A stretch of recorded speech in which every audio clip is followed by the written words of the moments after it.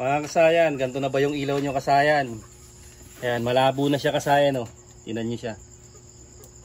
Ayan, yung high end low niya kasayan. Tingnan nyo sa pader kasayan yung ilaw. Pakita mo yung ilaw sa pader. Ayan siya kasayan, oh. Ayan lang yung ilaw niya kasayan. Malabo na siya. Ang gagawin natin kasayan, para dito sa ating sample. Dito tayo sa ating sample. Ito pa isa kasayan, oh.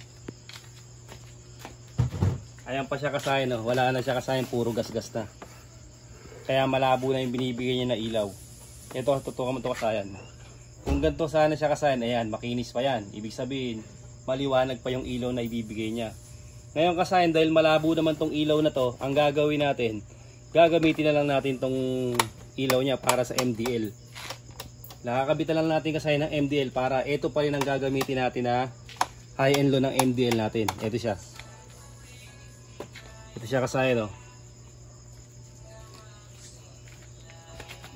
Ang gagawin lang natin kasayan sa MDL, low budget na MDL lang to kasayan, ha. Tutukan mo yung low budget natin na MDL. Low budget lang yan kasayan. Tapos ito pa isa. Yan. Kakabitan natin yung ano, pakihinaan mo kay kasayan Dennis natin yung ano niya. Baka tayo So Dennis, yung sounds daw. Madali tayo ng sounds. Pagsasama-samahin lang natin ito kasayan, yung red, yung yellow at yung black. Siyempre kasayan, gumagana pa yung ano nyo kasayan, ano, gumagana pa ang inyong mga headlight. Malabo lang dahil gas-gas na siya. Ganito lang gagawin natin kasayan. Hindi na natin ilalagay yung ilaw. Tutukan mo kasayan, wala nang ilaw yan. Kasi kasayan, binawal sa LTO yung isasabay mo yung headlight tsaka yung ano, yung MDL sa isang switch. Kaya ito, gagamitin natin kasayan ng switch ng MDL. Yan siya kasayan, ha, pagsama-samahin lang natin yung tatlo. Ang huli nating lalagay dyan kasayan yung negative.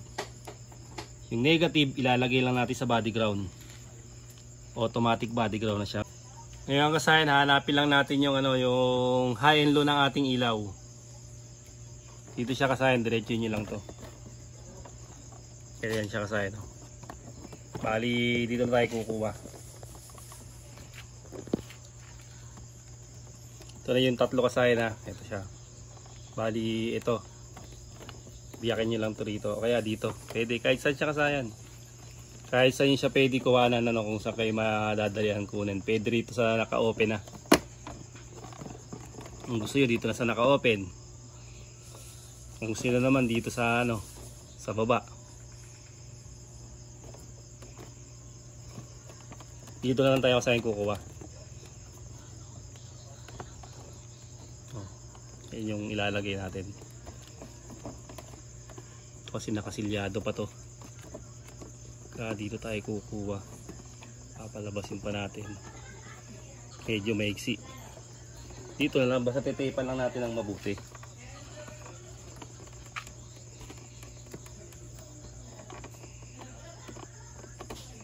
Kung wala pa kayong relay kasayan, yung kulay yellow ng ilaw, ilalagay nyo lang yung sa relay.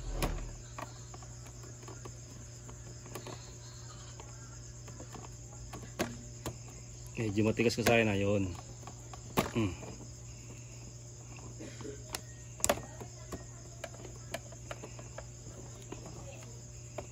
Handa lang kasayan, na baka mahiwa yung wire, putol. Ito na siya. Ayan na, nakita na natin yung kulay blue.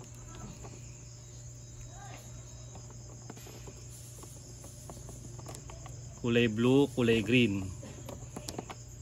Kasayan itong green na to, ito yung negative. Huwag na kayo dyan kumuha kasayan. Para sa mas magandang ilaw, sa body ground tayo kukuha para wala siyang kaagaw. Malakas ang body ground natin kasayan kasi naka power up siya. Tandaan nyo kasayan, yung kulay dilaw nito kasayan, yun yung supply ng ilaw.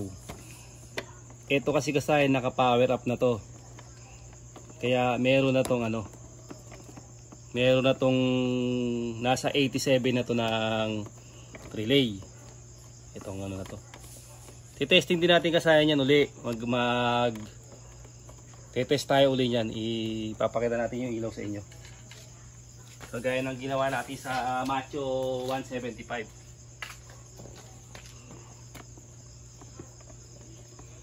Siya kasayan na dito Ito naman yung park light. Ayan yung brown.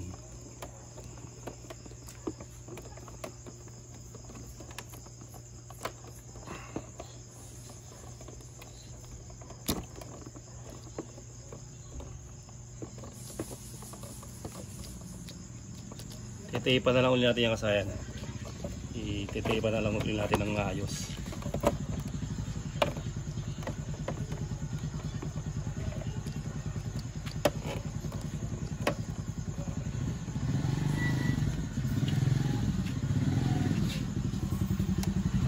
Ingat sa pagtatalog, baka umano siya.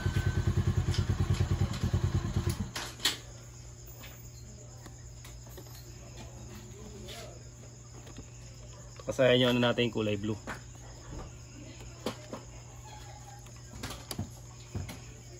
Yung high, ito yung high niya kasayan yung kulay red. Ilalagay lang natin sa high ang ating mini driving light.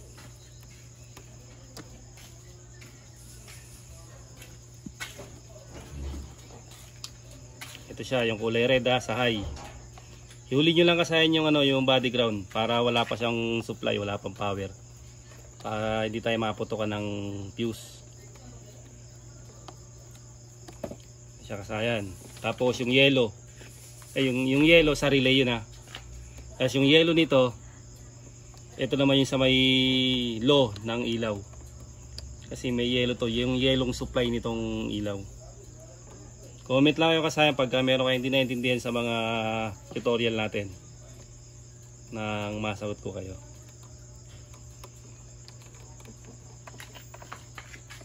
Hindi na tayo gagamit dito ng switch. Makakatipid na tayo sa switch dito. Sa ilaw na lang natin to ilalagay. Kasi malabo naman yung headlight. Nakakabit pa yung ilaw niyang kasayan tingnan mo. Nakakabit pa yung ilaw niya pero hindi na nakakonekta yan. Nakabunot na yan.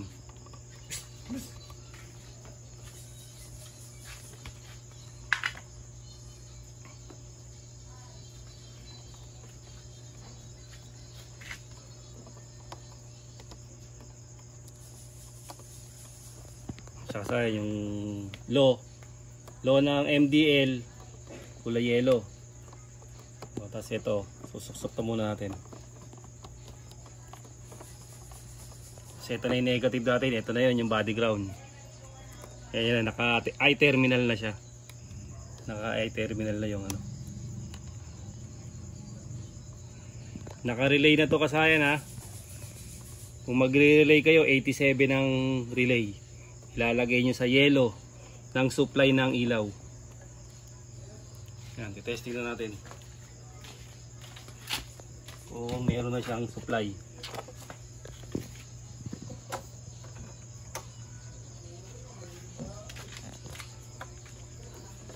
Ito siya kasayan. Ito na yung niya, yung dilaw. Tapos yung puti. Parang medyo mataas natin.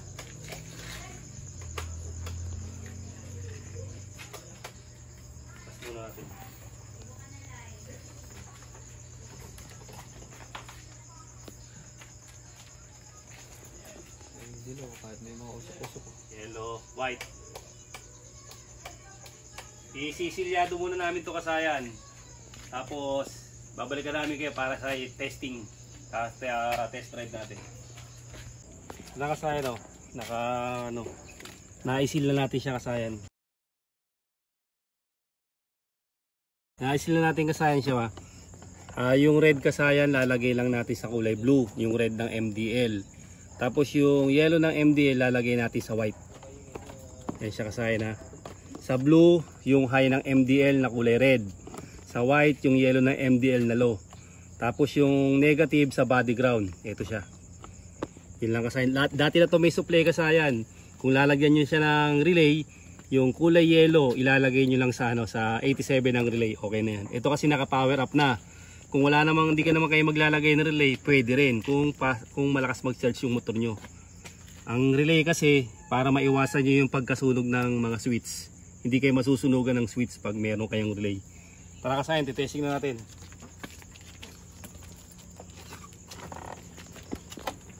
Ito siya kasayan, wala tayong nilagay na switch ha.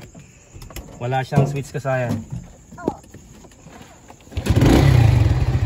Walang switch. Ito na siya kasayan, ito yung ano. Yung dating ano ng ilaw, yung pag binuksan natin siya, automatic low na kagad siya. Ayan siya. O, titest natin kasayan na, yan na yung low.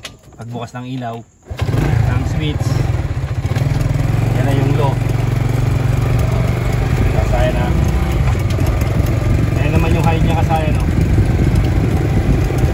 Low budget lang to kasayan na MDL. Nagkabit na rin tayo dito sa XRM 110. Yung low budget, yung wala siyang blower. Yan, naka-high tayo dyan ha. Tapos ganun pa rin, maghanap lang kayo ng pader. Maghanap kayo ng pader, doon kayo mag-testing kung patay na yung ilaw. Ayan siya, naka-high. Ito yung low. Tutok po kasahin sa pindutan natin ha. Kaya madali kasahin pumindot, tingnan nyo. Ito pa rin ayan high and low. Off. Ayan, on. High. Ayan siya kasahin Ayan yung ilaw niya.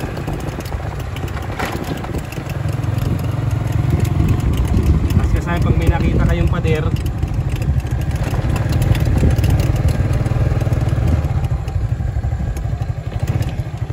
ayan siya kasayan dito kayo kasayan mag-test pag may nakita kayong pader.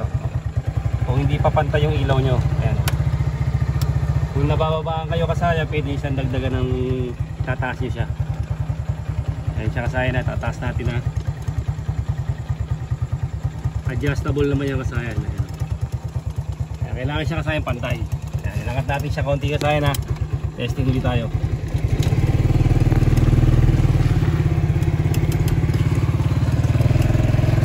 Inangat natin kasayan yung MDL natin. Ayun naman ang mangyayari sa kanya kasayan ayun na ang pipili kasayan madali lang naman siyang i-adjust. Ayan siya kasayan yung high natin. Ito yung low. Low, high. Para mas maganda-ganda yata ito kasayan, para mas malayo yung sipat natin.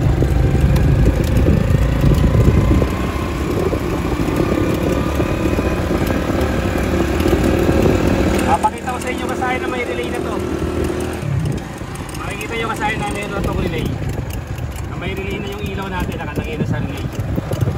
Kasi kasayan pag bubusina tayo, hindi na siya kukurap.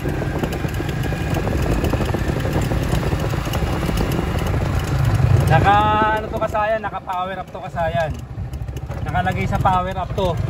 Yung number 87 ng relay natin, nakalagay yung front light, tail light, at saka yung headlight. Kaya kasayan, naka-low lang yun Ito yung high.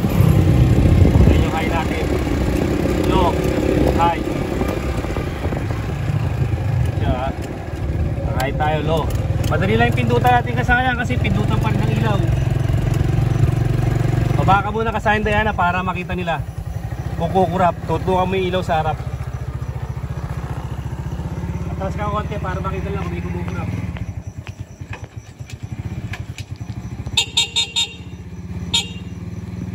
May kumukurap pa kasayan? Wala pa. Okay na kasayan. Tara. Ganun kasayan ang power up lines. Wala kayong makikita ang kurap. Naka-reserva pa yung isang 87 nito kasayan wala pang pinaglalagyan yung 87, naka-reserva pa yung isa. Kahit makipagsabay tayo sa mga ilaw kasayan nila lalabas pa rin yung ilaw natin. Kahit nakahayong sa lubong natin kasayan ihahay lang din natin makikita mo yung ilaw natin kasayan. Kita pa rin niya kahit mag-high pa sila kasayan, lalabas yung ilaw natin yan. Ayun siya kasayan. Dilito pa rin yung ilaw natin kahit nag-high yung kasalubong natin. Makikita pa rin yung ilaw natin. Lalo yung yellow natin lumulod dun sa pag. Nakita nyo naman kanina kasayan.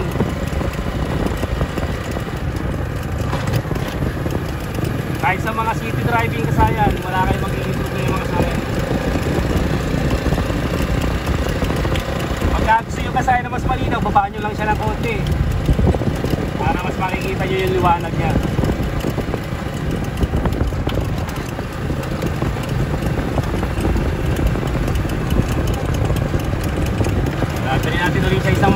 kasayan. Kukulo tayo para mas makita niyo yung ano, yung liwanag ng ilaw. Kahit sa city drive, kita yan. Kahit nakahay pa yung ano natin. Eh, sa kasayan na, nakahay tayo dyan ha. Kahit sa kasayan. Malayo na narating niya kasayan.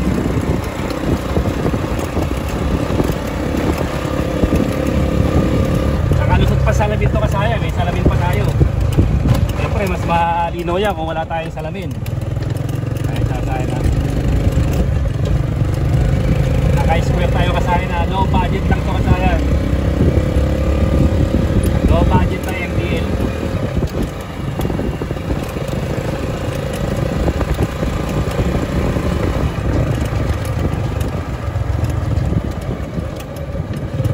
Kahit sa kasayan. Kailang ilalamang natin kasayan sa iba. Kaya kung wala ka pang MDL kasayan, maglagay ka na. Hanggang dito na lang mga kasayan.